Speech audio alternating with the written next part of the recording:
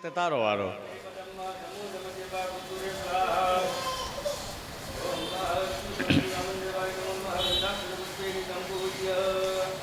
હરે હરે બોલો બોલો. ભગવાનને ચાંદલો ચોખા કરી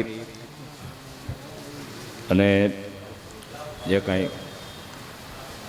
સાક્ષાત બલિરાજાના યજ્ઞમાં માગવા ગયા હતા આજે આપણી પાસે આવીને ઊભા રહ્યા છે. આજ કાંઈ કમી રાખતા નહીં, આનો કોઈ બદલાનો કોઈ પાર નહીં રહે એવી ભગવાનની આપણી ઉપર કૃપા વરસતી રહે.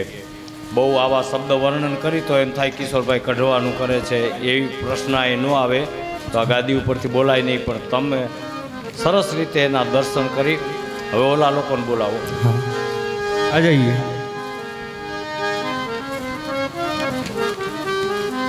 બા આવી ગયા, બાને લીધા, બા આવી ગયા. દિવ્યેશ તું પૂજા કરાવવા બોલે અહીંથી અહીં આવતો રહે આગળ. ચાંદલો ચોખા કરાવી દો એની પાસે.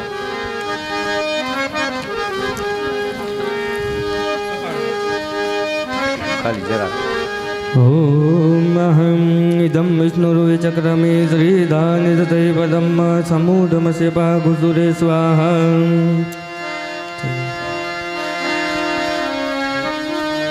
ચાલો, જે કોઈ ભક્તજનોએ વામનજીની પૂજા કરવી હોય તો બધા માટે છૂટ છે. આપણે મેન યજમાન માટે છે એવું નથી, પણ બધાય પૂજા કરી શકે છે.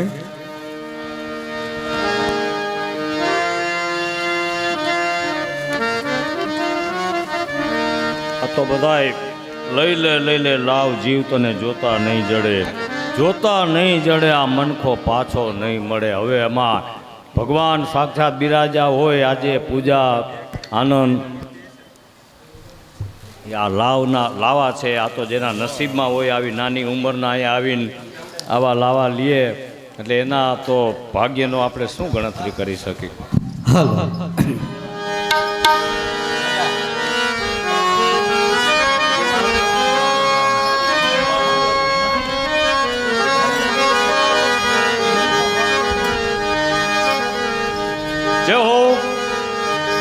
એ લઈ લે લાવ, જીવતોને જોતા નહીં મળે. લઈ લાવ, જીવતર જોતા નહીં મળે. લઈ લે લાવ, જીવતોને જોતા નહીં મળે. લઈ લાવ, મન કો પાછો નહીં મળે. મળે તને પાછો નહીં મળે. લઈ લાવ, જીવતને પાછો નહીં મળે. પાછો નહીં મળે, પાછો નહીં મળે. લઈ લે પાછો નહીં જડે. પાછો નહીં મળે મનખો,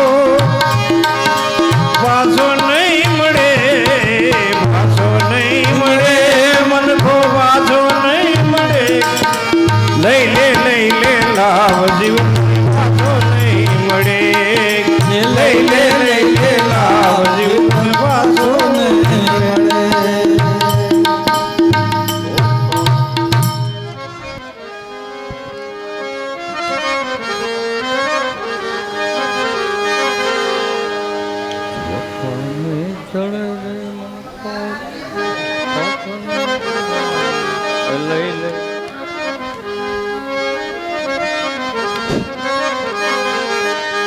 એ કડવા લાગ્યા છે સુખ, એ અમને સંસારના કડવા લાગ્યા છે સુખ. અમને સંસારના થોડી પ્રભુ દુનિયાની લાજ રે. વાલા તુજ ભક્તિના કારણે છોડી એવી દુનિયાની લાજ રે. વાલા મેં તો ભક્તિના કારણે કડવા લાગ્યા છે સુખ, અમને સંસારના કડવા લાગ્યા છે સુખ. અમને સંસારના છોડી પ્રભુ દુનિયાની લાજ રે. વાલા તુજ ભક્તિના કારણે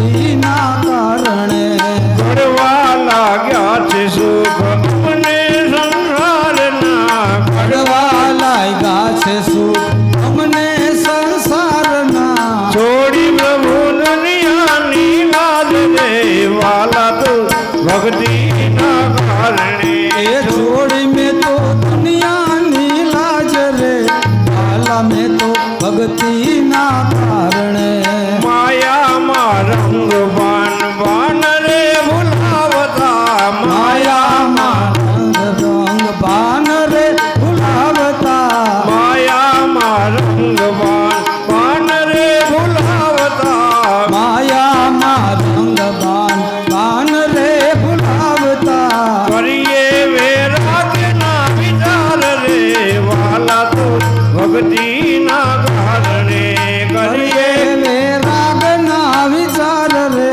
વાલા ભક્તિના કારણે વામન ભગવાનના પ્રાગટ્ય સિદ્ધાશ્રમમાં થયા હતા અને આજ ભગવાન ત્યાંથી ઉઠી અને માતાજીને આપ્યા હતા વચન પ્રમાણે કે તમારા બાળકોને હું જીત કરાવીશ. એટલે પ્રભુ ઊભા થયા અને તે સમયે બલિરાજા નર્મદાના કિનારે ભૃગુ કચ્છમાં અશ્વમેઘ યજ્ઞ કરી રહ્યા હતા. 100 યજ્ઞનો બ્રાહ્મણોએ સંકલ્પ કરાવ્યો હતો. આ 100મો યજ્ઞ ચાલી રહ્યો હતો અને ત્યારે બટુકજી 100 યજ્ઞ પૂરો થઈ જાય તો એને ઇન્દ્ર પદ ઉપરથી કોઈ ખસેડી ન શકે, પણ વામન ભગવાન બટુક વેશે બલિરાજાના યજ્ઞમાં પધાર્યા. અને ભાઈ જાય છે, ઊભા કરો અને બાપુ. હે વિષ્ણુ વામન બાનીને ચાલિયા રે વિષ્ણુ વામન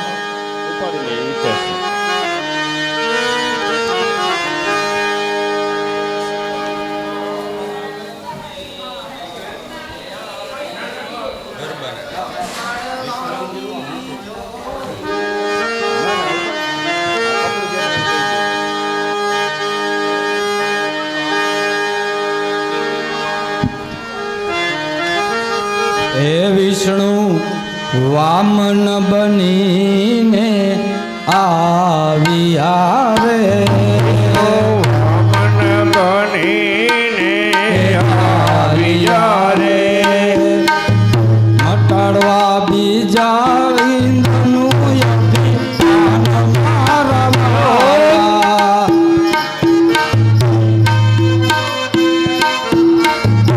હે વિષ્ણુ બનીને ચાલિયા રે વિષ્ણુ વામન બનીને આવ્યા રે મટાડવા બીજા ઇન્દ્રના અભિમાન મારા વાલા.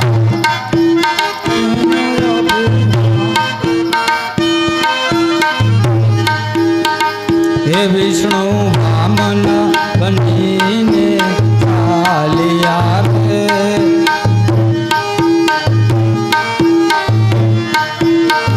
હે વિષ્ણુ વામન બનીને ચાલ્યા રે.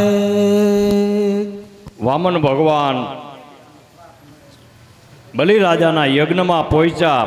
ત્યાં તો બલિરાજાના યજ્ઞમાં આખા 100 સૂર્ય એકારે ઉગ્યા હોય, ઉદય થયો હોય એવા તેજ પ્રકાશ મીંડા પડવા. જ્યાં યજ્ઞમાં યજ્ઞ કાર્ય કરાવતા હતા ભૃગુવંશી બ્રાહ્મણો અંજાઈ ગયા. એમણે આ બટુક બ્રાહ્મણને આવતા જોઈ બલિરાજાએ પણ ઊભા થઈ ગયા. અને આ તો કોઈ શું, મારો આજ ઉધાર બેડો પાર થઈ ગયો, શું થયું? ત્યાં તો ભગવાન નજીક પહોંચ્યા. બલિરાજાએ વામન ભગવાનના હાથ પકડ્યા, પગમાં પડી ગયા અને ઊંચું આસન સોનાના નાખી અને પગ ધોઈને પૂજન કર્યા. અને તેમના પત્ની વિંધ્યાવલી ત્યાં હાજર હતા અને તેમને ભગવાનના ચરણ ધોયેલા જળ મસ્તક ઉપર ચડાવ્યા. ત્યારે આપણે ઘરમાં ભગવાનની પૂજા કરી હોય ને, એ જળ વામન ભગવાનને અમે નવરાવ્યા એવું ધારણ કરી અને આખા ઘરમાં તમે છાંટો પોતાના શરીર ઉપર ખંજોર રોગ દોગ જે કાંઈ હોય એ બધું નાશ પામી જાય, ઘરમાં બધે વામન ભગવાનના વાસ થઈ જાય. ત્યારે સરસ મજાના વિંધ્યાવલીએ ભગવાનના જળ મસ્તક ઉપર ચડાવ્યા. ત્યાં એની દીકરી ત્યાં ઊભી હતી રત્નમાલા, એટલે અહીંયા હાજર હતી, જુવાન દીકરી હતી. વામન ભગવાનને જોઈને વિચાર કરવા, અરે કે આ સુંદર બાળક છે, અને ધવરાવનાર એની માના ભાગ્ય તો કેવા હશે કે આવા બાળકને ધવરાવે છે. કે સાંભળજો, બે ઈચ્છા આ ચોખવટ કરીશ, મગજમાં રાખજો. એને પહેલાં એને ધવરાવવાનો વિચાર આવ્યો કે માનો પોતે, કે આની માને ધન્યવાદ કહેવાય, આવો બાળક સુંદર આને ધવરાવે છે. કે આના ભાગ્યનો તો શું પાર કહેવાય. કે પણ આમ વાત્સલ્ય ભાવ ઊભો થયો, માના મનમાં ઉદિત થયો. પણ જ્યારે આ તો સાક્ષાત હતા, એને તો બાળક દેખાતા હતા, પણ પિતાનું પછી ઓલું સ્વરૂપ ધારણ કરી અને બધુંય લઈ લીધું. ત્યારે આવ્યો વિચાર મારવાનો. અરે કે આને તો મારા બાપને વામણમાંથી બાવા કરી નાખ્યા, એને મારી જ નાખવો જોઈએ ને. કેમ આવો મારવાનો વિચાર આવ્યો. એટલે આ બે આસક્તિ પછી ભગવાન એની પૂરી કરવા માટે બીજા જન્મમાં પૂતના રાક્ષસી બની ભગવાનને ધવડાવવા માટે ગઈ. ભલે ઝેર લગાડીને ગઈ હતી, પણ ધવડાવવાની ઈચ્છા પૂરી કરી અને પછી ભગવાનને મારવા માટે ગઈ. પણ ભગવાને આ બે આસક્તિ પૂરી કરી. એટલે ભગવાન તેથી બાલ મુકુંદ ઈચ્છા પૂરી થઈ. એટલે આપણે બોલીએ શ્રી બાલ મુકુંદ ભગવાન કે. બલિરાજા વામનજીને કહે છે કે હે બ્રહ્મદેવતા, આપ ભલે પધાર્યા, હું આપનું શું કાર્ય કરું. સ્વાગતમ તે તુંભ્યુમ બ્રહ્માન કિમ કાર્તિતેનમ. તેમની દાનની પ્રશંસા એટલે વખાણ સાંભળી અને તમારી પાસે આવ્યો છું. બલિરાજા વિચાર કરવા લાગ્યા કે આ 5 વર્ષનો બાળક મને, મારા બાપને, દાદાને 5 પેઢી થયા, બધાના નામ લે છે, ઓળખે છે. ત્યારે ભગવાને કીધું કે તારી 5 નહીં પણ 71 પેઢીને ઓળખ્યું. પછી પ્રશંસા સાંભળીને આવ્યો છું, તો મારે થોડીક જમીન જોઈ છે. અરે મહારાજ, થોડીક શું બટુક તમારી આજીવિકા ચાલે, તમારે માગવું એટલું માગી લ્યો, અને મારા આંગણે માગવા આવ્યો અને પછી બીજે જિંદગીમાં માગવા જવું ન પડે એટલું માગી લ્યો. કે ભગવાને કીધું કે ભાઈ, અમારે બ્રાહ્મણોએ તો જે દેવ ઈચ્છાએ મળે એમાં સંતોષ રહેવું જોઈએ. લાવ લાવ લાવ લાવ કોઈ દી કરવાનું ન હોય. કે અને તેથી જ અમારું આ બ્રહ્મ તેજ વધે છે, બાકી કોઈ દિવસ એવું કરાય નહીં. માટે મારે 3 ડગલા ખાલી પૃથ્વી માગવું છે. એટલે ત્યારે બલિરાજાને એમ થયું કે બાળક છે, કાંઈ માગતા આવડતું નથી. એટલે કીધું કે કાંઈ વાંધો નહીં, એટલે સારું તમે કહો એટલી, બાકી નહીંતર હજી. તો કે ના ના, કાંઈ વધારે ન જોઈએ ભાઈ. પછી ભગવાન તો મનમાં ગાંઠ વાઈ દીધી કે તું 3 ડગલાનો સંકલ્પ તો કર, પછી જોઈ લે. કે એટલે એની પત્નીને કીધું કે જળ આપો અને સંકલ્પ. ત્યારે બલિરાજા જળ પાત્ર હાથમાં લીધું અને વિંધ્યાવલીએ અંદર જળ. ત્યાં શુક્રાચાર્યના ગુરુ હતા, એ વામન ભગવાનને ઓળખી ગયા હતા. ત્યારે રાજા બલિ પાસે આવ્યા અને કીધું કે રાજા, આ બટુક નથી હો. કે તો કે આ બાળકનું રૂપ ધરી અને વિષ્ણુ પોતે તારી ઘરે માગવા આવ્યો છે. કે હે ગુરુદેવ? તો કે હા, ત્યાં આ બધો સંકલ્પ કર્યો ખોટો. અરે કે ગુરુદેવ, જો સાક્ષાત ભગવાન મારી ઘરે માગવા આવ્યો તો આથી પછી મોટો માગવાવાળો મારી ઘરે કોણ આવવાનો હતો. કે અને તમે મને બતાવ્યો કે આ ભગવાન છે.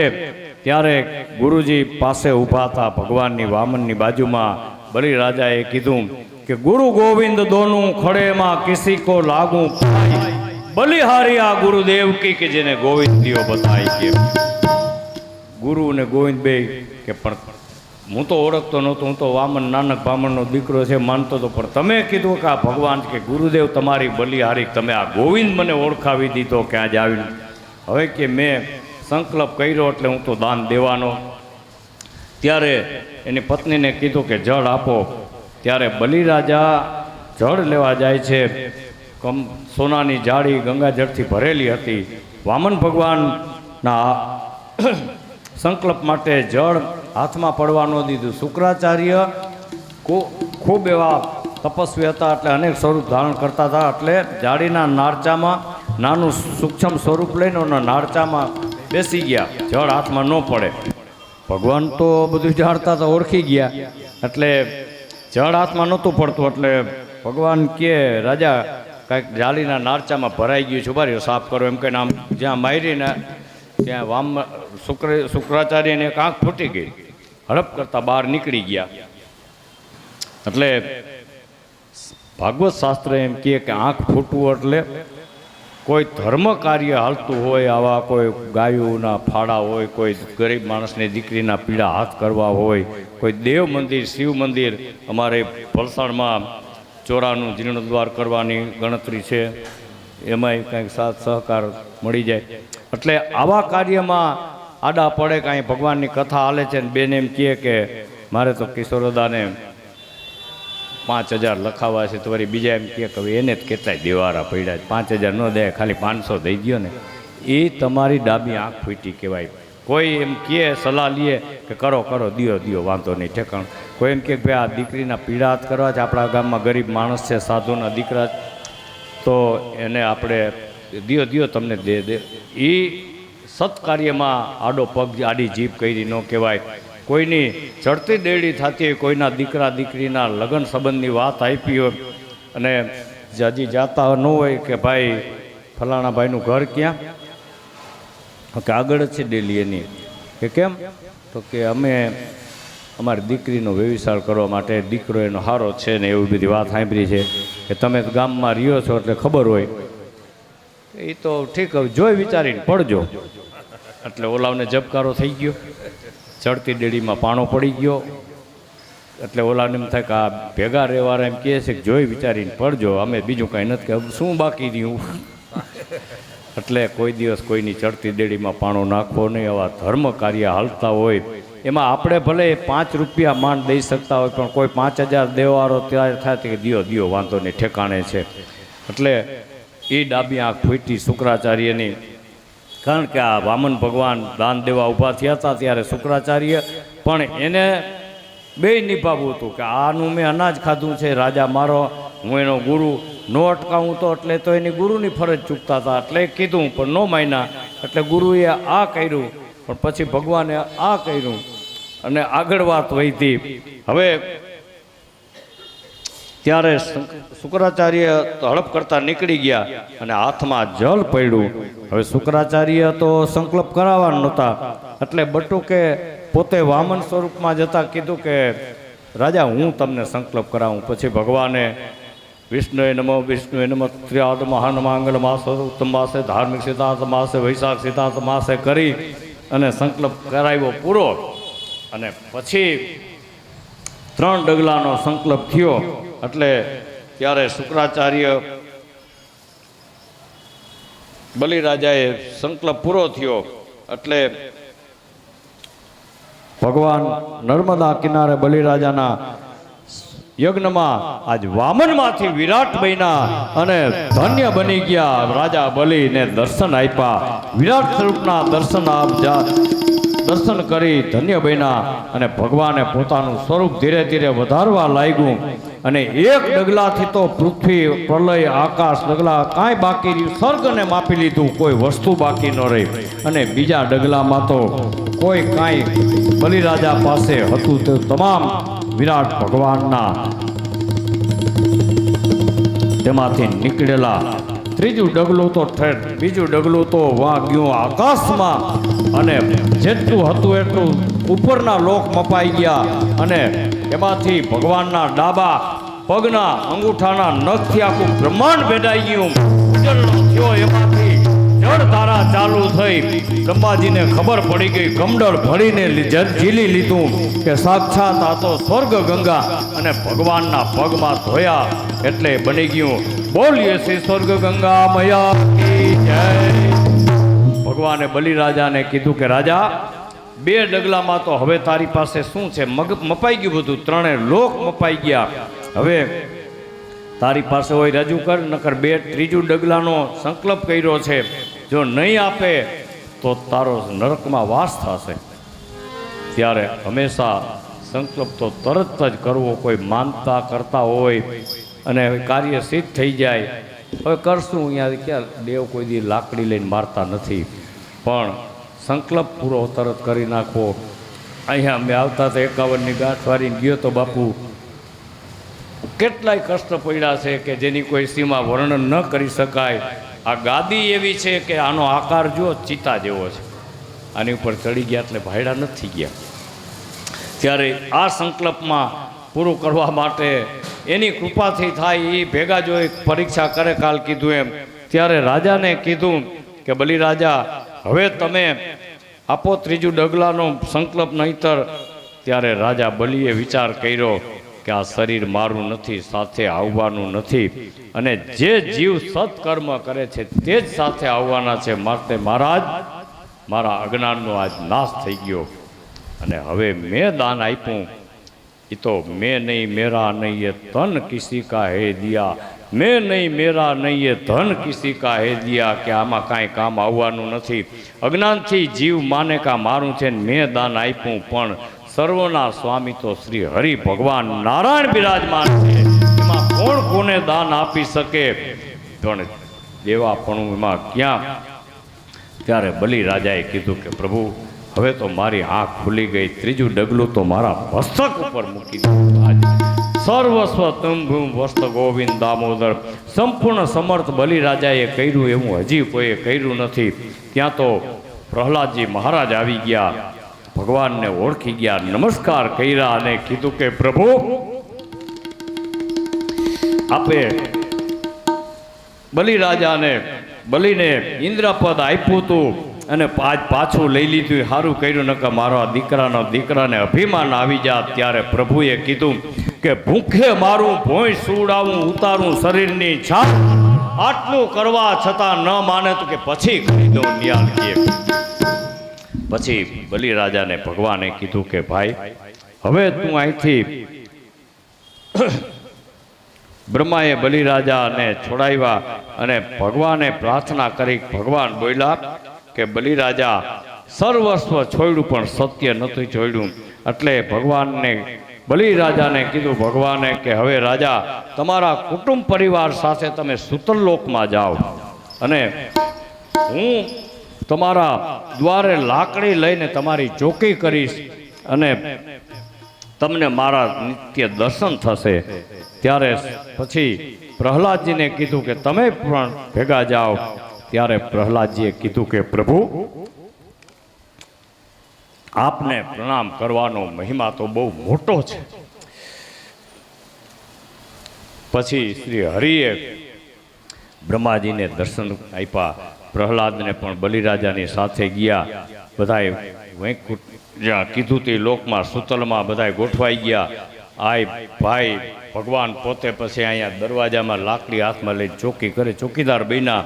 હવે બન્યું એવું, વાં લક્ષ્મીજી મૂંઝાણા વૈકુંઠમાં કે આ ગયા આટલા ટાઈમ થઈ ગયા અને હજી કાં આવ્યા નહીં. વિચાર કરે છે, પણ આ ખબર તો બધી કોને પડે?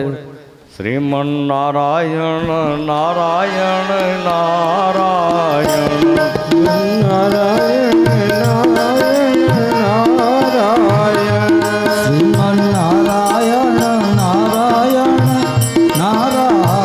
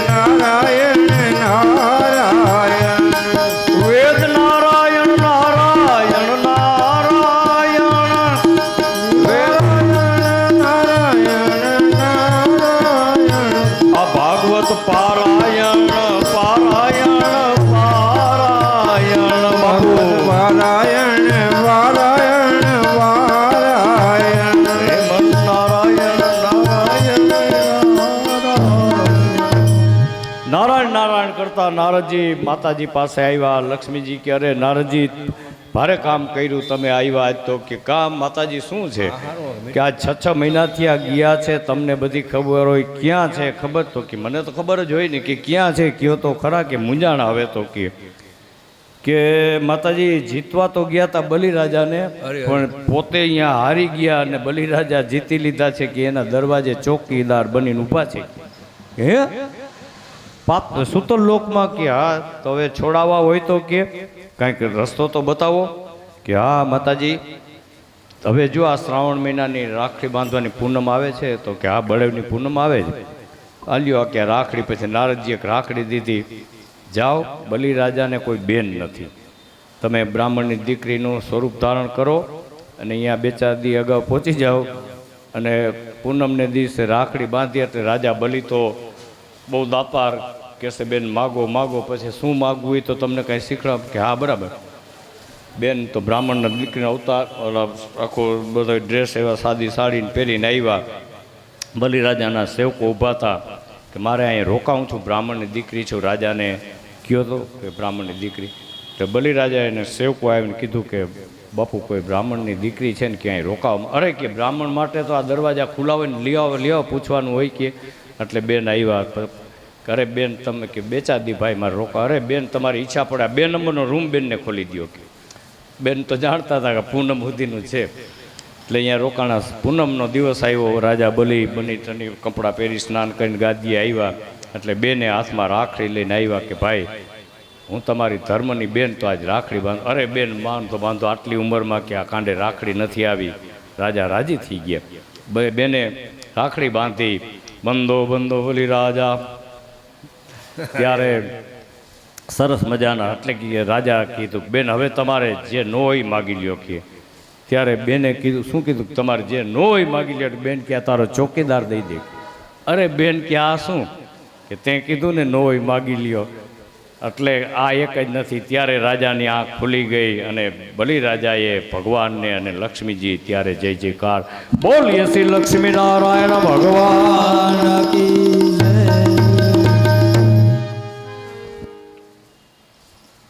ત્યારે વામન ભગવાનની કથા સુખદેવજી રાજા પરીક્ષિતને અતિ પવિત્ર કથા સંભળાવીને કીધું કે રાજા આ સરસ મજાનો પ્રસંગ અને અતિ પવિત્ર કથા. બલિરાજા એવા મહાન દાપાર હતા કે જેને ભગવાન એની ઘરે માગવા આવ્યા. આમાં તમે કોઈ પણ લાંબો હાથ કરે ને કોઈ દી કાંઈ છે નહીં એવું કહેવું નહીં. અને હવે વામન ભગવાનની કથા પૂરી કરી અને પછી ભગવાન સુખદેવજી રાજા પરીક્ષિતને સુખદેવજીને રાજાએ પૂછ્યું કે ભગવાન અવતાર ગ્રહણ કર્યા અને એનું પ્રયોજન શું હતું? માછલાનો અવતાર ધારણ કર્યો. ત્યારે ભગવાને કીધું કે ભાઈ રાજા સત્પુરુષોનો ધર્મનું રક્ષણ કરવું, બેન દીકરીનું રક્ષણ કરવું, બ્રાહ્મણ સાધુનું રક્ષણ કરવું આવો હોય. એટલે એના માટે આ બધાય રાજા થાય. અને સત્યવ્રત રાજા સત્પુરુષો હતા. ત્યારે ભગવાન મત્સ્યાવતાર ધારણ કરી એને દર્શન આપ્યા હતા. અને ત્યારે સર્વ કાર્ય રાજાના પરિપૂર્ણ થયા હતા. અને હવે 8મા સ્કંદમાં વાસનાનો નાશ કરવાના 4 ઉપાય બતાવ્યા. ગજેન્દ્રનું દ્રષ્ટાંત સર્વ કોઈ ઈશ્વરનું છે, સર્વમાં ઈશ્વરના ભાવે ભજવો. અમૃત મંથન અને ત્રીજું બલિરાજા એ સર્વસ્વ દાન આપ્યું. અને વિષ્ણુ ભગવાન વામન બનીને આવ્યા અને વચનના પાલન કર્યા. અને હવે નરસિંહ મહેતાએ તો એમ કીધું કે બ્રહ્માંડમાં એક તું શ્રી હરિ જુજવે રૂપ અનંતે, દેહમાં દેહ તું દેવમાં દેવ તું શૂન્ય થઈ પ્રકાશે. અને સર્વ વસ્તુ બિરાજમાન બીજમાં બીજ તું પલંટ થઈ ભણે નરસૈયો, પ્રેમ કરી તો પ્રગટ થાશે. શ્રીમદ ભાગવતે મહાપુરાણે વૈયાસિક્યામ અષ્ટદશાસ્ત્રમ પારમહંસ્યાયામ સહિતાયામ અષ્ટમ સ્કંદ પરિપૂર્ણમ હરિ ઓમ તત્સત. બોલીએ ભાગવત ભગવાન કી જય. હરિ ઓમ નમો ભગવતે વાસુદેવાય. શ્રીમદ ભાગવત નવમ સ્કંદ. નવમા સ્કંદમાં જાતા પહેલા ભાઈ હિતેશ,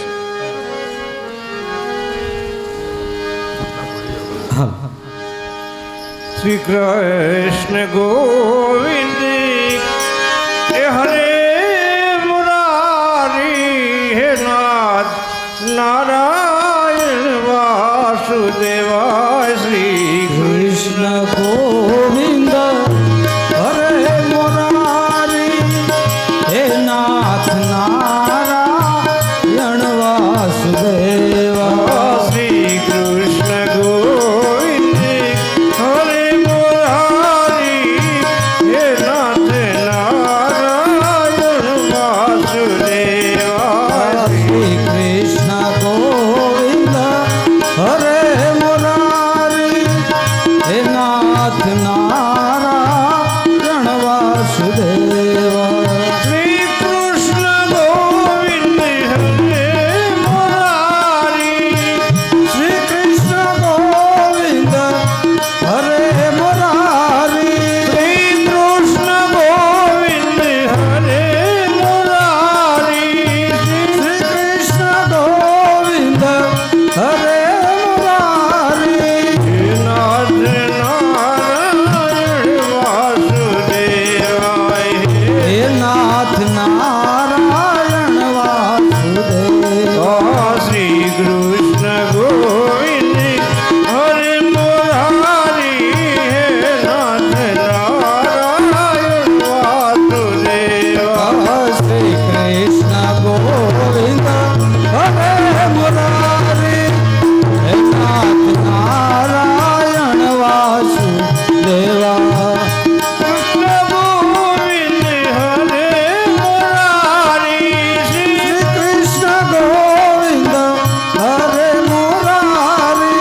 શ્રી કૃષ્ણ ગોવિંદ હરે મુરારી. શ્રી કૃષ્ણ ગોવિંદ હરે મુરારી. વાસુદેવાય. હે નાથ નારાયણ વાસુદેવ.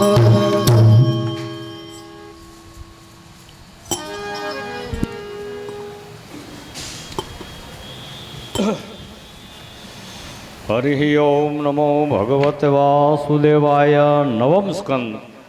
આઠમા સ્કંદમાં સુખદેવજીએ રાજા પરીક્ષિતને ગંગાના કિનારે સરસ મજાની કથા સંભળાવી અને જ્ઞાન આપ્યું. અને આ સૂર્યવંશના રાજાઓના ઉત્તમ ચરિત્ર વિસ્તારથી સાંભળવા માટે રાજાએ ઈચ્છા દર્શાવી. રાજાએ સુખદેવજીને કીધું કે હે ગુરુદેવ,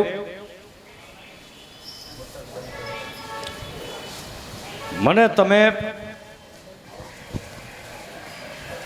મનુના વંશના અવતારની કથા સંભળાવો, પરિપૂર્ણ કથા. ત્યારે સુખદેવજીએ કીધું કે રાજા, એ વાત ખોટી. કારણ કે કદાચ અહીંયા હિતેશ, આ જો આ લાલ ચાપ થાય, લાલ અહીંયા લાલ આવી ગયા ભાઈ. વાહ. સુખદેવજીએ કીધું કે રાજા, મનુના વંશની વિસ્તારતી કથા તો કોઈ દી નહીં સંભળાવી શકાય. કારણ રાજાએ પૂછ્યું તો કીધું કે ભાઈ, કદાચ આ ગંગાના કિનારે 100 વર્ષ સુધી તું સામે પલોઠી વાળી લે અને 100 વર્ષ સુધી હું આ વ્યાસ ગાદીથી સંભળાવું પણ નહીં સંભળાવી શકાય. બાકી ટૂંકમાં તને જે શબ્દ કાને પડવાના હશે એ તું તારે ટૂંકમાં વિસ્તારથી તો કોઈ દી વર્ણન નહીં થઈ શકે. અને આમાંય આપણે ક્યાંથી થઈ શકે? કેટલી કાપકૂટ કરી છે. તમને કોઈને છેતરતો નથી, પણ કદાચ કોઈ આ સુખદેવજી જેવાએ જો ના પાડી દીધી હોય તો આપણે તો એક સામાન્ય સાવ.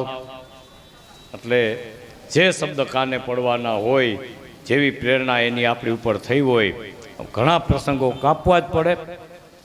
પહેલાં જ કીધું કે 84 કલાકની કથા આમથી 4-5 કલાક હોય.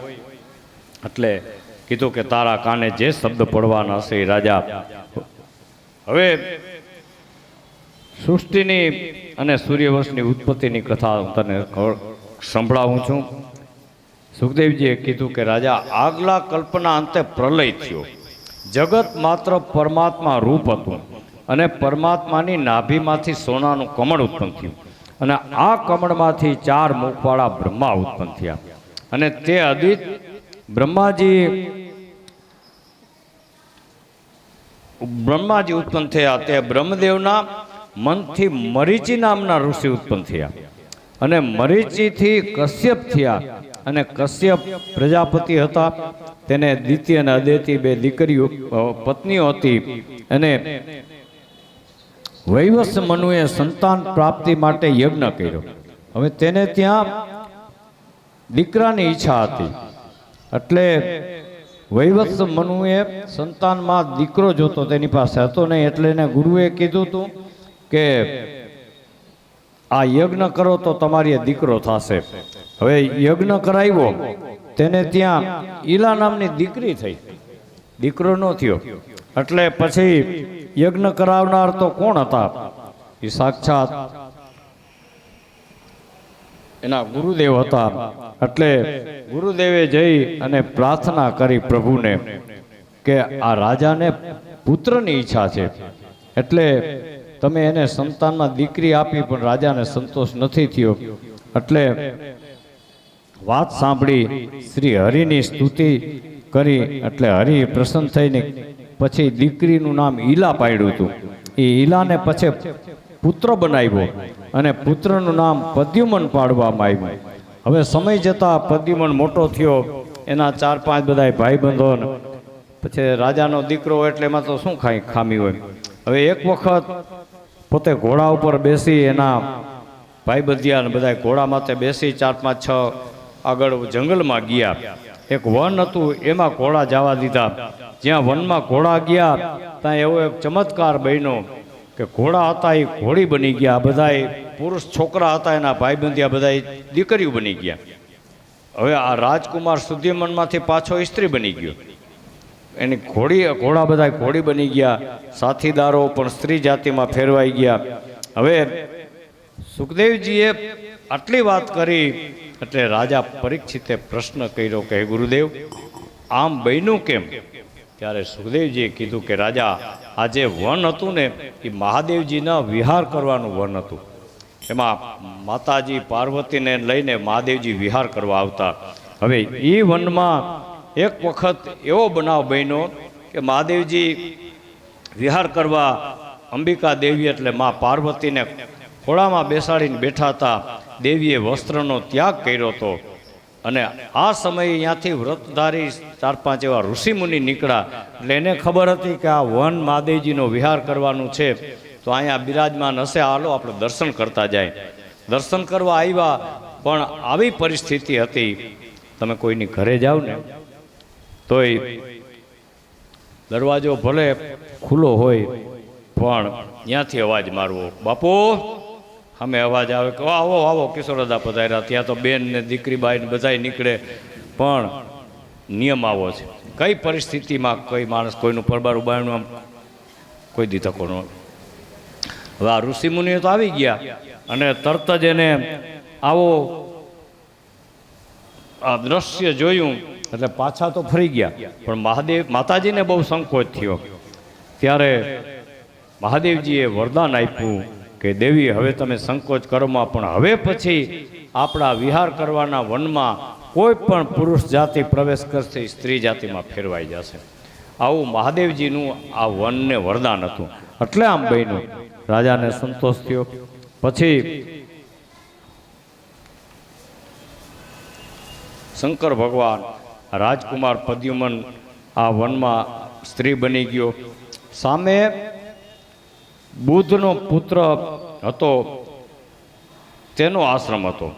હવે આ ભાઈ અહીંયા તો બધી સ્ત્રીઓ બની ગયા એટલે આશ્રમમાં એને રહેવાના મકાન બનાવી દે અને બેનપણીઓ નહીં 5-6 જે બધા હતા અહીંયા રહે છે.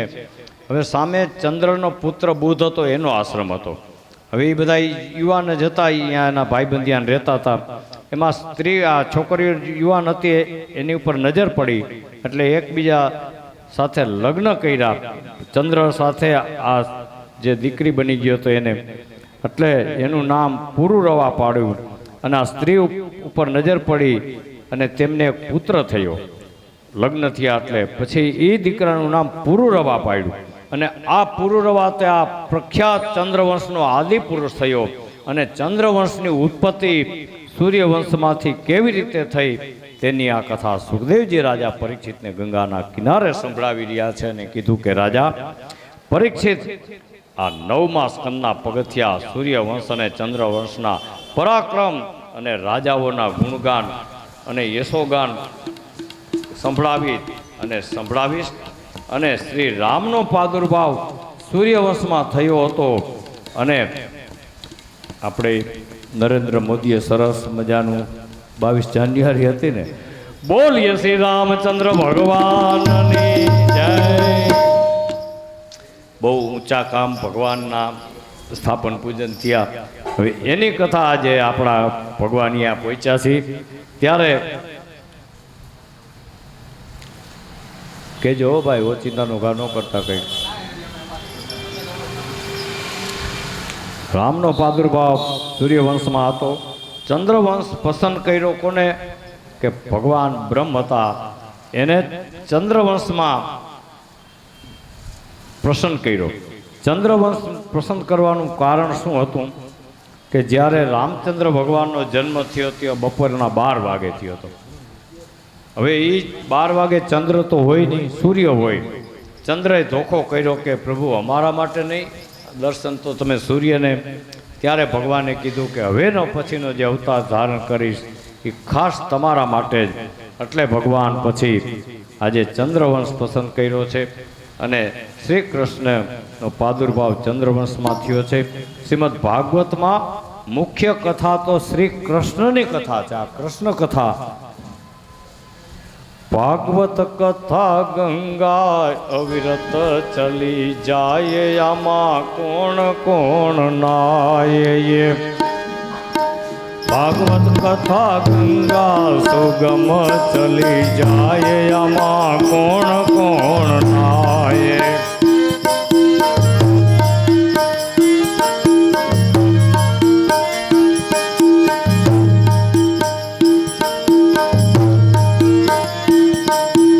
બ્રહ્માજી નાય આમાં, વિષ્ણુજી નાય.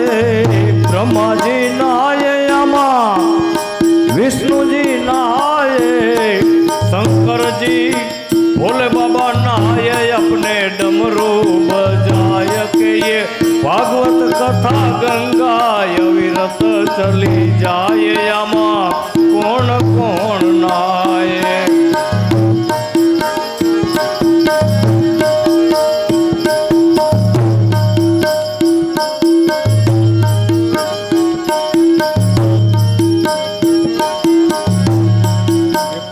कथा गंगा अविरत चली जाए, आमा कोण कोण नाये.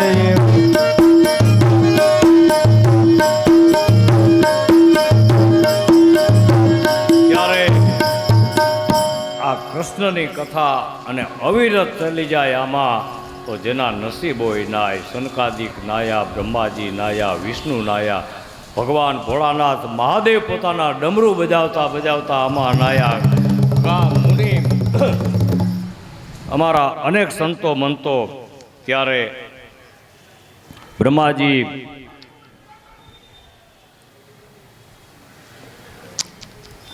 હવે લીલામાંથી સુદ્યુમન પુત્રી બની ગયો એવા સમાચાર મળ્યા વા એના માવતરને.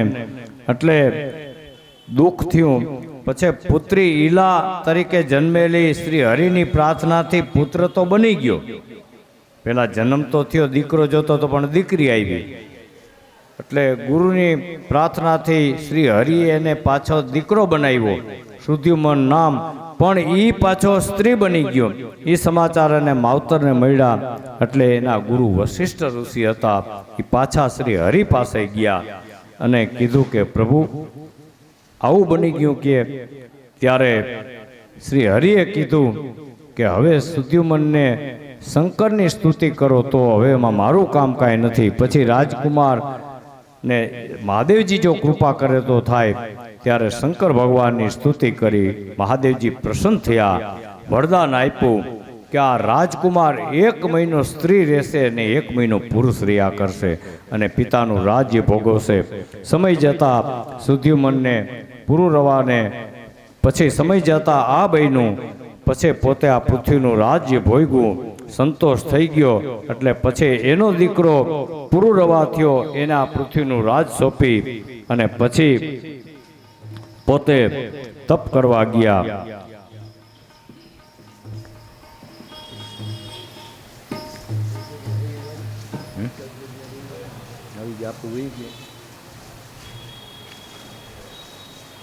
ત્યારે હવે આગળની કથા સરિયાતી રાજાની પણ એ આપણા કળજુગના દેવી પધાર્યા છે બાપુ, એના પૂજન કરી અને પછી આગળ વધારી. બોલીએ શ્રી ભાગવત ભગવાન કી.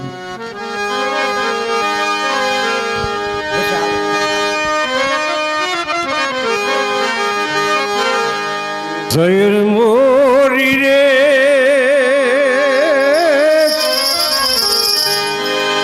એ ચાંદાને બસવાડે સૂરજ કેડી ઉગશે રેલો. એ શયર મોરી રે ચાંદાને પછવાડે ઓલો સૂરજ કેદી ઉગશે વેલો. એ ઉગશે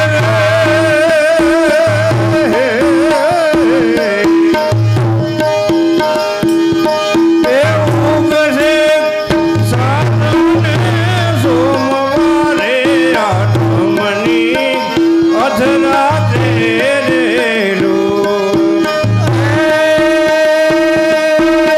ઉગશે સાતમને સોમવારે આઠમની અધરાતે વેલો.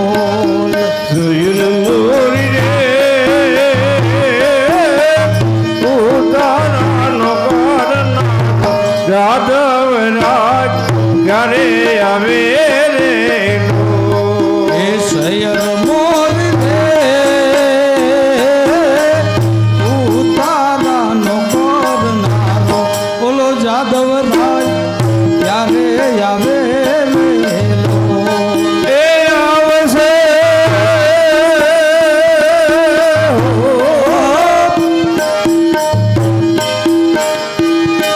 એ આવશે સાતમને સોમવારે આઠમની અધરાત્રે રેલો. આવશે આઠમને સોમવારે આઠમને અધરાતે વેલો. શયર મોરી રે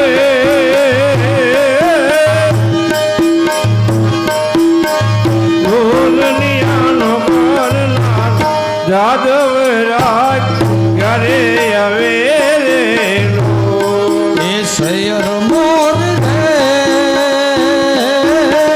ભોજનિયાનો કરનારો ઓલો જાદવ રાય ત્યારે આવે વેલો.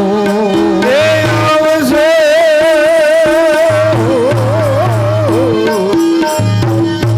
એ આવશે સાતમને સોમવારે આઠમની અધરાત્રે રેલો. એ આવશે સાતમને સોમવારે આઠમની અધરાતે વેલો.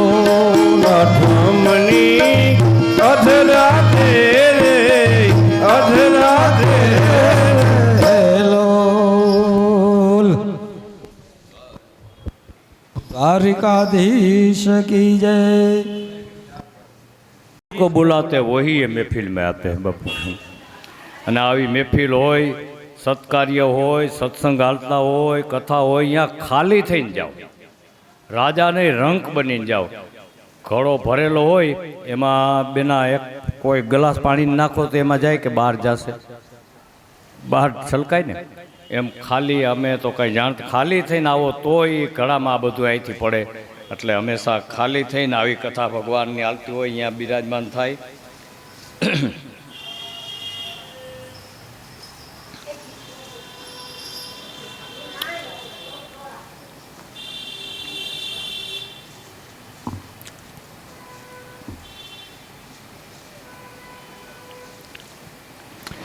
સમય જતા પુરુરવા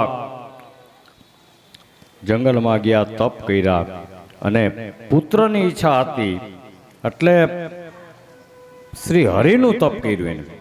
એટલે હરિ એને 10 દીકરા આપ્યા. ઈશ્વાકુન, નૃગ, સરિયાતી, ઈષ્ટ, કરુષક, નશ્યત, પૃષભ, નભગ અને કવિ. હવે એમાં સુખદેવજી રાજા પરીક્ષિતને સરિયાતીની કથા સંભળાવે છે અને કહે છે કે રાજા, સરિયાતીને સુકન્યા નામે એક દીકરી હતી. એક સમય રાજા ચેવન મુનિના દર્શન કરવા ગયા. દીકરી સાથે હતી. આશ્રમમાં ગયા, સૈન્ય લાવ લશ્કર લઈ અને કુટુંબ કબીલા સાથે ચેવન મુનિના દર્શન કરવા ગયા. તો હતા નહીં આશ્રમમાં, એ બાજુમાં આશ્રમની બહાર નજીકમાં એક તપ કરતા હતા. તપ એટલે કેટલા વર્ષ ત્યાં બેસી ગયા, માથે રાફડો થઈ ગયો હતો. ત્યારે આ પછી જંગલમાં ફરવા ગયા હતા તે બધા દીકરીઓને ભાઈ બંધિયા ને પ્રધાન ને આન તેન બધા. એટલે જેમ કેમ આપણે અઠવાડિયે રવિવારે બધા જાય ને બધા આનંદ આવે એમ ફરતા. એટલે આ દીકરી સુકન્યા રાજાની દીકરી સરિયાતીની અને એની બેનપણીઓને આમ ફરતા ફરતા આશ્રમની બહાર રાફડો જોયો. તો રાફડામાં 2 ચળકતા એવા પદાર્થ હતા. એટલે આ દીકરીએ ઓલો સોળનો કાંટો લઈને આમ 2 વખત એમાં માર્યું. તો ઓલા ઋષિની આંખ બી અંદર બેઠા હતી, એને ખબર નહોતી, પણ એ ચળકતા પદાર્થમાં મારવાથી એમાંથી લોહી ચાલુ થયું. એટલે ગભરાઈ ગયું કે આ તો આવું હતું, આ લોહી નીકળવા માંડ્યું. એટલે દીકરીઓ બી ગયું. હવે આના કારણે એવું બન્યું કે આખા સૈન્યના લાવ લશ્કર જે હતું, ઘોડા, હાથી, બધાના મળમૂત્ર રોકાઈ ગયા. હવે આ કેટલી વાર સહન કરે? પછી તો બધા ત્રાહીમામ થઈ ગયા. ત્યારે રાજાને ખબર પડી સરિયાતીને કે નહીં, નક્કી કોઈ ચેવન મુનિને દુભવ્યા હોય. ત્યારે એની દીકરી બધાને પૂછ્યું, પણ દીકરીએ કીધું કે બાપુ આમ બન્યું છે. એટલે જ્યાં આવ્યા રાફડા પાસે, તો રાજાએ રાફડો ખોદાવી ત્યાં તો અંદરથી બહાર કાઢ્યા મુનિને, પણ આંખું બે ફૂટી ગઈ હતી આ દીકરીને હિસાબે. પછી રાજા માફી માગવા માંડ્યા કે મારી દીકરીએ ગુરુજી આ કૃત્ય કર્યું, એના બદલ હું માફી માગું છું. પછી રાજા સરિયાતી પાસે રાજાએ માફી સુકન્યા સરિયાતી રાજાએ માફી માગી અને પછી કીધું કે હવે મારી દીકરી તમને સોંપું તમારી સેવા માટે. પછી ચેવન મુનિની સેવા કરવા લાગી અને અશ્વિની કુમારોએ પાછી એને આંખું આપી દીધી. હવે સમય જતાં એક વખત રાજાને એમ થયું કે લાવજો દીકરી સુખી છે કે દુઃખી, જોઈ તો આવું. થાય ને દીકરીને વળાવ્યા પછી બાપને એમ થાય કે મારી દીકરી, કારણ કે સાસરે ઓલું હોય તો એ માણસને અહીંયા ચિંતા હોય. એક ભાઈને 2 દીકરીઓ હતી, 2 દીકરીને પરણાવી. પછી ભાઈને એમ થયું કે હાલ જોઈ 2 દીકરીને ઘરે એક નાઈટ રાત રોકાઈ આવું, જોઈ આવું, પૂછી આવું શું છે, સુખી દુઃખી. તો પેલા મોટી દીકરીને ઘરે ગયા કે બેટા સુખી છો ને? તો કે બાપુ સુખી તો જો આવશે તો સુખી, નહીં આવે તો દુઃખી. ધ્યાન દેજો, તમને કોઈ નહીં આવડે તો અહીંથી ચોખવટ થશે. પણ ઘણા એવા હોશિયાર હોય તો જવાબ આપી દે છે કે આવશે તો સુખી, નહીં આવે તો દુઃખી. એટલે બાપુએ કાંઈ સમજ્યા નહીં. પછી બીજી દીકરીને ઘરે ગયા. હવે આને કીધું આવશે સુખી.